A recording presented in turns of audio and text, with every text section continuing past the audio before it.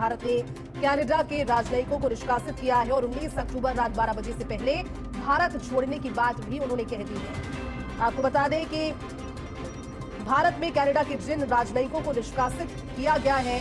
उसमें कार्यवाहक उच्चायुक्त स्टीवर्ट रॉस व्हीलर, उप उच्चायुक्त Patrick Hebert, first secretary Mary Catherine Joly, first secretary सचिव लैंड्रॉस डेविड टाइटस, इसके अलावा first secretary Adam James, first secretary Paul और जुएला का नाम शामिल है।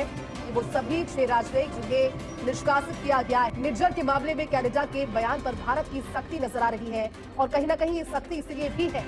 क्योंकि जो दो तरफा रुख रहा कनाडा का, उसको लेकर के रिएक्शन। भारत सरकार ने कनाडा के प्रधानमंत्री को नाम लेकर एक बार फिर अच्छे ढंग से समझाया है।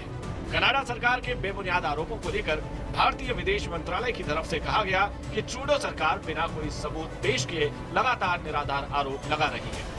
भारतीय विदेश मंत्रालय ने बयान जारी कर इसे ट्रूडो का राजनीतिक एजेंडा बताया। विदेश मंत्रालय ने ऑफिशियल चैनल के जरिए बयान जारी किया जिसमें कनाडा में मौजूद भारतीय उच्चायुक्त और राजनयिकों को एक केस में पर्सन ऑफ इंटरेस्ट बताया गया, यानी कनाडा सरकार भारतीय उच्चायुक्त और राजनयिकों को इस मामले में संदिग्ध मान रही है।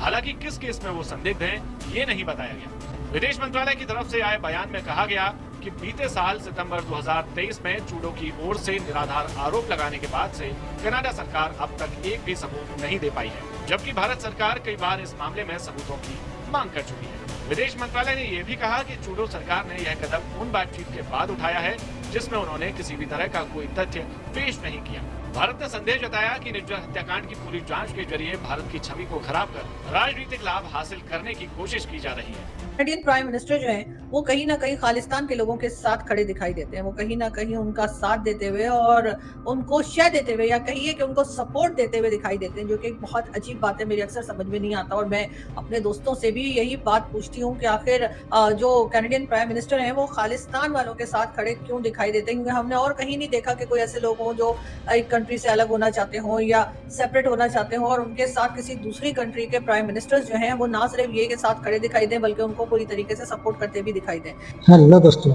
एक और नए वीडियो में आपका स्वागत है और हमारे चैनल में भी मेगा न्यूज में आपका स्वागत है। कनाडा और भारत के बीच एक बार फिर से तनाव शुरू हो गया। हरदीप सिंह निज्जर, जिसे भारत ने आतंकवादी घोषित कर रखा है, ट्रूडो उसके हत्या में भारत सरकार को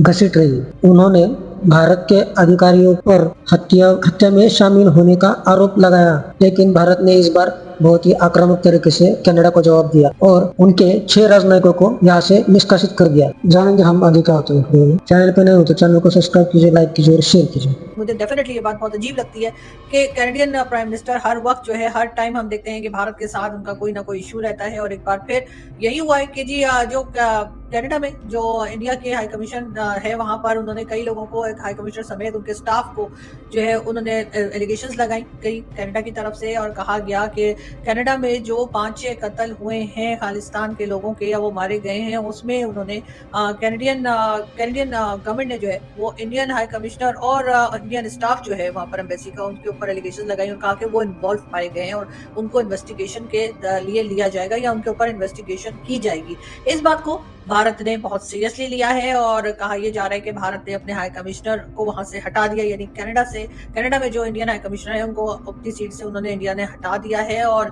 ऐसा गुस्से में किया गया है। कनाडा को एक तरह का रिस्पांस जो है वो भारत ने दिया है, जो कि बहुत सख्त किस्म का रिस्पांस है और मेरा ख्याल है ऐसा ही होना भी चाहिए था। अगर भारत ये समझता है कि बिल्कुल एक तरह से गलत किस्म के एलिगेशन जो है वो कनाडा लगाए चला जा रहा है, लेकिन बात सारी है कि अगर हम बात करें खालिस्तान की, तो खालिस्तान की मूवमेंट कोई नई नहीं है। बहुत सालों से हम ये सुनते चले आ रहे हैं। खालिस्तान के लोग जो हैं वो कनाडा में और यूरोप में और कई दूसरे कंट्रीज में हमें प्रोटेस्ट करते हुए या इस किस्म की बात करते हुए दिखाई देते हैं, जिससे वो ये कह रहे हो कि खालिस्तान बनाना है और भारत से उन्हें अलग होना है। लेकिन बात सारी ये